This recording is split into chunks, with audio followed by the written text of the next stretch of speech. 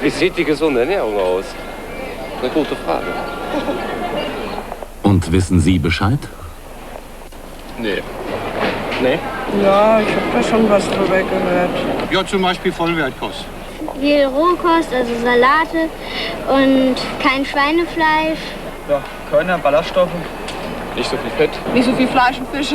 Körner und solche Dinge nehme ich doch an. Muss richtig sein, ne? Ist, was mir schmeckt. Bioprodukte und so. Nichts, was mit Chemie verbunden ist. Gesunde Ernährung? Oh nee. Keine Ahnung. Und wie ist es mit Ihnen, liebe Zuschauer? Heute will Ihnen das Gesundheitsmagazin Praxis Gelegenheit geben, das zu überprüfen in einem, ja, man kann fast sagen, lebenswichtigen Test. Denn richtige Ernährung ist eine der wichtigsten Voraussetzungen für die Gesundheit und die wünschen wir Ihnen für 1989 natürlich ganz besonders. An diesem Test nehmen hier im Studio 25 Kandidaten teil. Und alles, was Sie zu Hause zum Mitmachen brauchen, sind Schreibstift und Papier zum Notieren der Antworten. Und eine gute halbe Stunde Zeit. Und anschließend wissen Sie dann ziemlich genau, wie gut oder nicht ganz so gut Ihr Ernährungswissen ist. Bei einem Praxisvortest in Frankfurt machten wir die erste Probe aufs Exempel. Ernähren wir uns und unsere Kinder richtig, war die eigentliche Frage. 24 Fragen, zusammen mit der Deutschen Gesellschaft für Ernährung erarbeitet, waren zu beantworten. Eigentlich zum Alltagsernährungswissen. Doch merkte man manchmal bald, wo es hakt, wo man mehr wissen müsste, einer gesunden Ernährung wegen. Der Praxistest will helfen, das zu klären für alle. Und zum Test kommt der gute Rat. Die neuesten 10 Regeln zu einer vollwertigen Ernährung, der Idealernährung 89. Ergänzt um einen Hinweis auf die 4 Jahreszeiten Kur. Wer sie besonders nötig hat, das sehen wir dann am Ende des Testes, bei dem wir insgesamt 24 Fragen stellen, mit jeweils 4 Lösungsmöglichkeiten, A, B, C oder D. Nur eine dieser Lösungsmöglichkeiten ist richtig. Sie müssen sich entscheiden am Ende einer Bedenkzeitmusik, so wie unsere Kandidaten hier im Studio.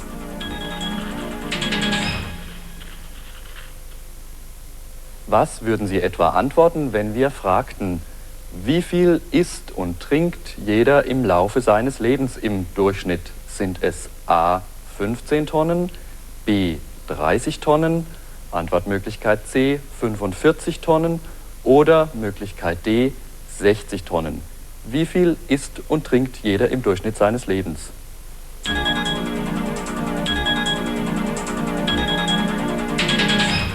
Wofür haben Sie sich denn entschieden? Ich schätze 45. Und Sie? 60 Tonnen. So, wir wollen uns mal anschauen, wie sich die Mehrheit der Kandidaten hier im Studio entschieden hat. Die Mehrheit hat C gewählt und wir wollen nun mal sehen, welche Antwortmöglichkeit richtig ist. Richtig ist Antwort D, 60 Tonnen. 60 Tonnen. Da sieht man mal, wie wichtig, wie schwergewichtig unser Test ist, mit dem wir jetzt beginnen können. Denn ich hoffe, Schreibstift und Papier liegen bereit zum Notieren der Antworten. Dazu Anmerkungen von Professor Dr. Schlierf, dem Präsidenten der Deutschen Gesellschaft für Ernährung, und von Professor Pudel von der Universität Göttingen. Damit genug der Vorworte, auf geht's. Frage 1. Was ist der wichtigste Grundsatz der vollwertigen Ernährung? Entweder A, mehr Vitamine, B, mehr Mineralstoffe, C, mehr Ballaststoffe oder D, mehr Ausgewogenheit. Was ist der wichtigste Grundsatz der vollwertigen Ernährung?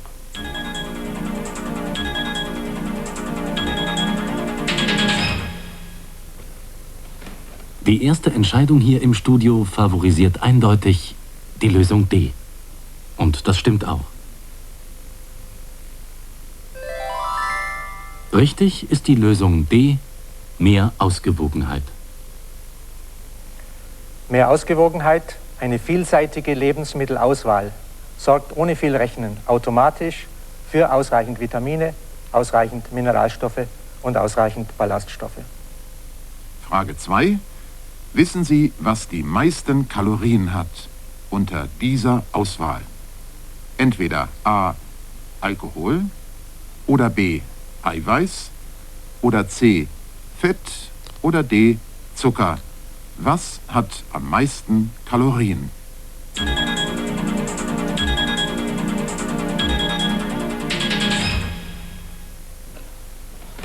Diesmal ist hier im Studio die Mehrheit für A. Doch das ist falsch. Richtige Antwort: Lösung C. Fett. Denn Fett enthält doppelt so viel Kalorien wie Eiweiß und Zucker und auch mehr als Alkohol. Frage 3.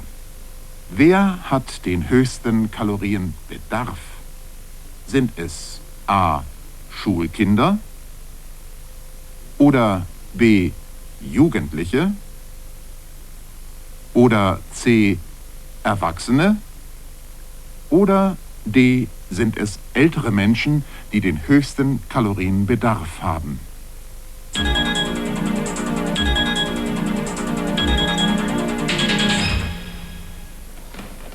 Unsere Kandidaten im Studio sind in diesem Fall gut informiert. Sie haben recht.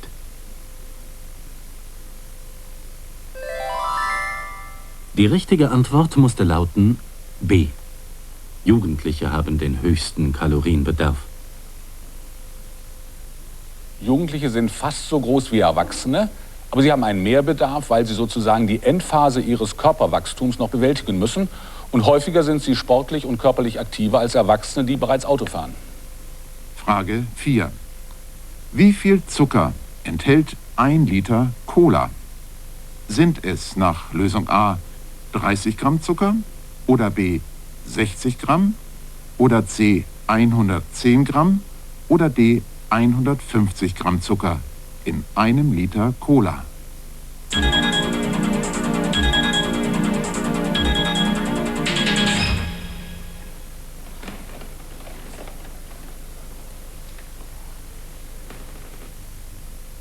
Daneben getippt von den meisten hier im Studio. Wie von Ihnen auch? Richtige Lösung C.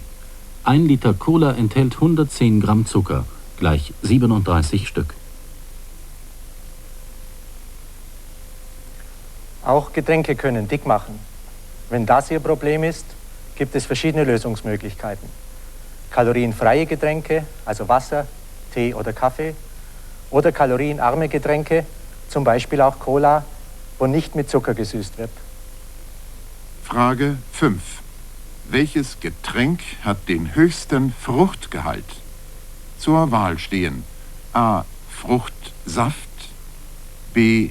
Fruchtnektar, C. Fruchtsaftgetränk oder D. Fruchtlimonade. Welches dieser Getränke hat den höchsten Fruchtgehalt?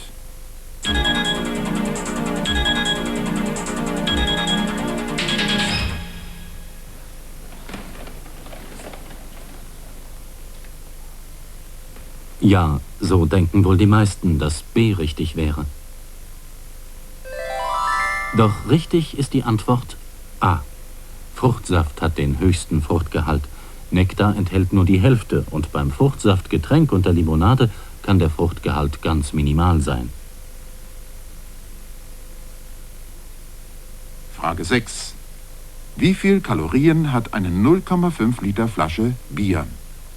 Sind es A.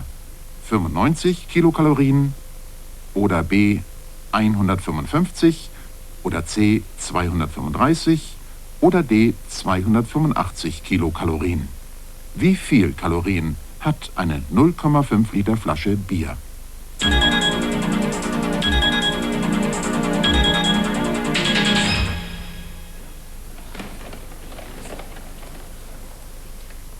Die Schätzung unserer Gäste geht jetzt ja ziemlich auseinander. Und wieder hat die Mehrheit falsch getippt. Klarer Fall, C war richtig. 235 Kalorien. Man sieht, auch Bier schlägt ganz kräftig zu Bauche. Frage 7. Sie will wissen, wer hat keinen erhöhten Vitaminbedarf? Sind es A. Schwangere oder B. Stillende oder C. Raucher oder D. Übergewichtige? Wer hat keinen erhöhten Vitaminbedarf?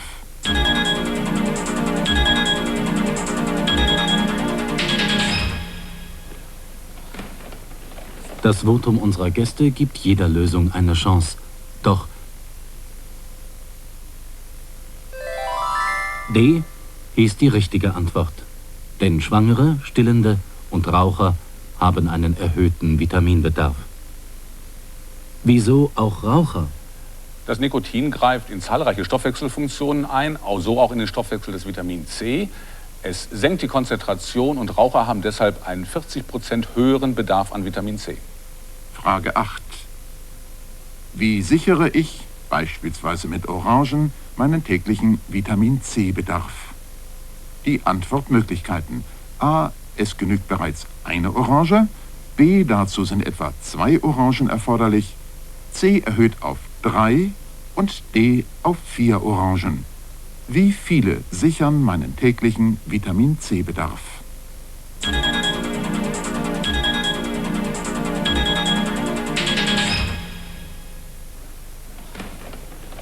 Diesmal sind die meisten wieder falsch informiert, denn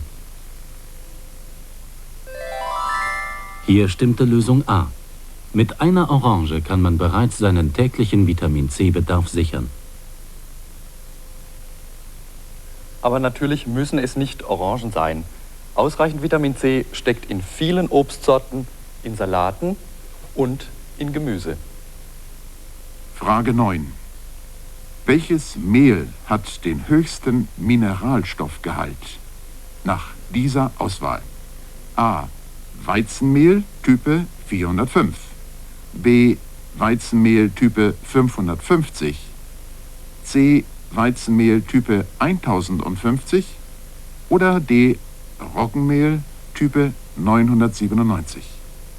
Welche dieser Mehlsorten hat den höchsten Mineralstoffgehalt?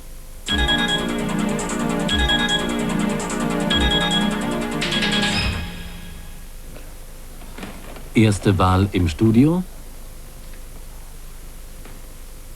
D. Die meisten setzten auf Roggenmehl. Doch die richtige Antwort heißt C, denn entscheidend ist die höchste Typenbezeichnung. Sie kennzeichnet auch den höchsten Mineralstoffgehalt. Frage 10.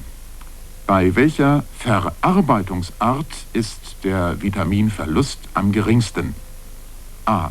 Bei Konservenobst, B. bei Trockenobst, C. bei tiefgefrorenem Obst oder D. bei eingewecktem Obst. Wobei ist der Vitaminverlust am geringsten?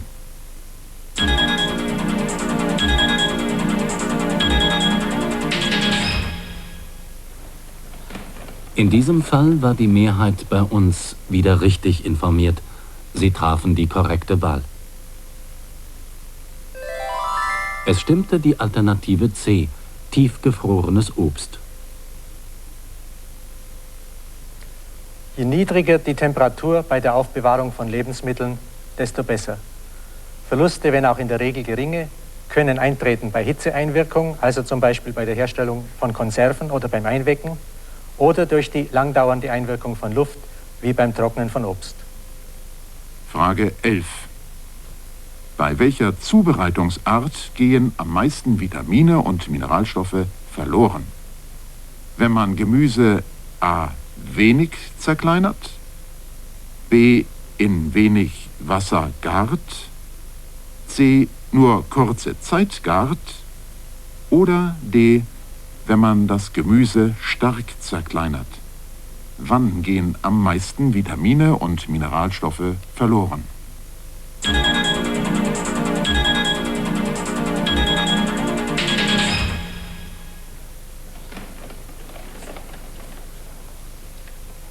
Punktsieg im Studio für Lösung D, berechtigterweise. Die Lösung heißt D, denn am meisten Vitamine und Mineralstoffe gehen verloren, wenn Gemüse stark zerkleinert wird. Frage 12. Wie decken Sie Ihren täglichen Calciumbedarf am leichtesten? A. durch Bier, B. durch Grapefruitsaft, C. durch Milch oder D. durch Tomatensaft? Wodurch decken Sie Ihren täglichen Kalziumbedarf am leichtesten?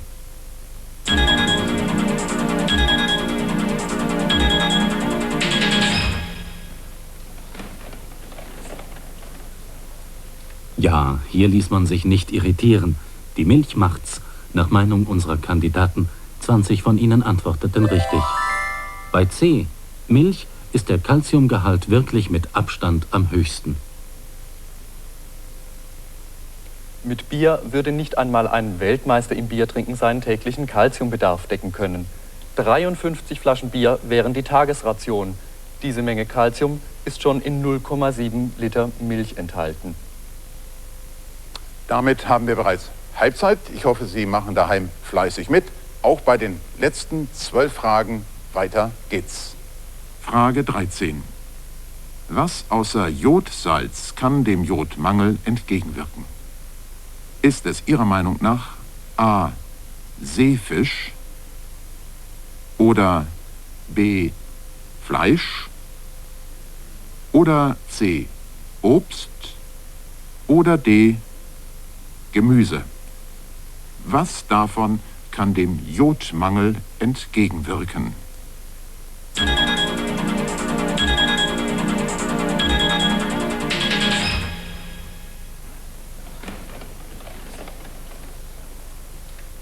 Kompliment auch hier wieder an unsere Gäste im Studio. Die Aufklärung in Sachen Jodmangel hat offensichtlich gewirkt. Die richtige Lösung bestätigt A. Seefisch in vielen Variationen. Selbst wenn es von Fischart zu Fischart Unterschiede gibt, eins gilt immer: Seefisch kann einen wichtigen Beitrag leisten, dem Jodmangel entgegenzuwirken. Deshalb der Rat: jede Woche Seefisch auf den Tisch. Frage 14. In welchen Fleischwaren sammeln sich die meisten Schwermetalle? Entscheiden Sie zwischen A. Eisbein, B. Steak, C. Leber oder D. Nieren. In welchen dieser Fleischwaren sammeln sich die meisten Schwermetalle?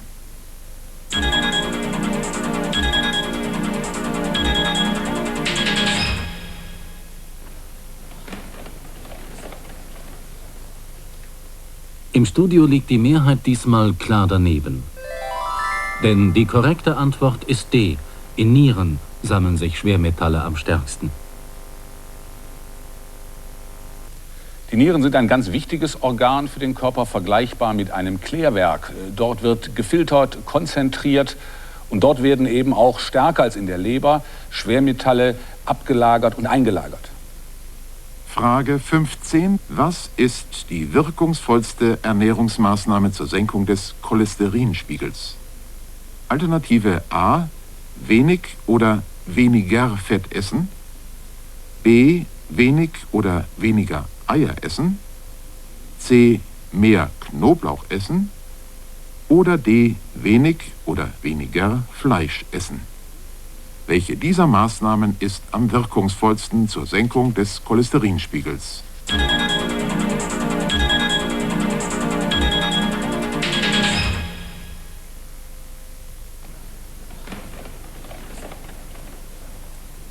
Wenn Sie sich daheim wie die meisten im Studio für A entschieden haben, haben Sie es richtig gewusst. Denn A, wenig oder weniger Fett essen ist entscheidend zur Senkung des Cholesterinspiegels. Die wichtigste Maßnahme gegen erhöhte Cholesterinspiegel ist in der Tat weniger Fett insgesamt. Eier sind zwar die cholesterinreichsten Lebensmittel, kommen aber in der Wirkung auf den Cholesterinspiegel erst an zweiter Stelle. Frage 16.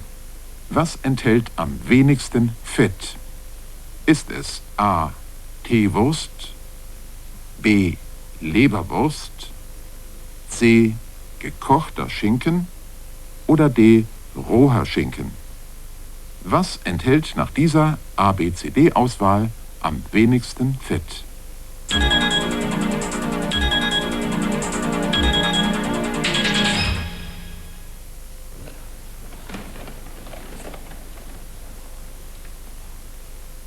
Zwischen roh und gekocht schwanken die Meinungen, aber es stimmt, Antwort C.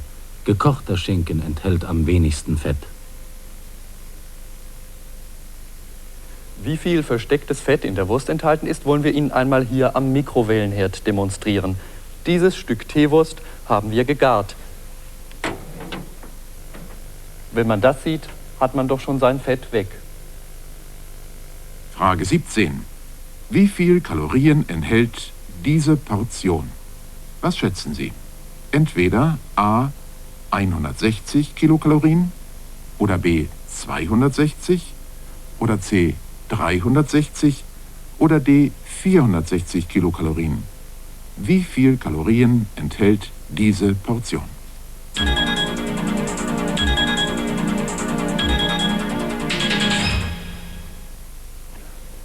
In diesem Fall steht es im Studio unentschieden zwischen Lösung C und D. Doch exakt ist die Schätzung C. 360 Kalorien stimmten. Frage 18.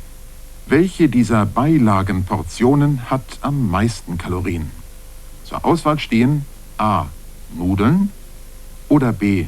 Reis oder C. Kartoffelpüree oder D. Bratkartoffeln. Welche dieser Beilagen hat am meisten Kalorien?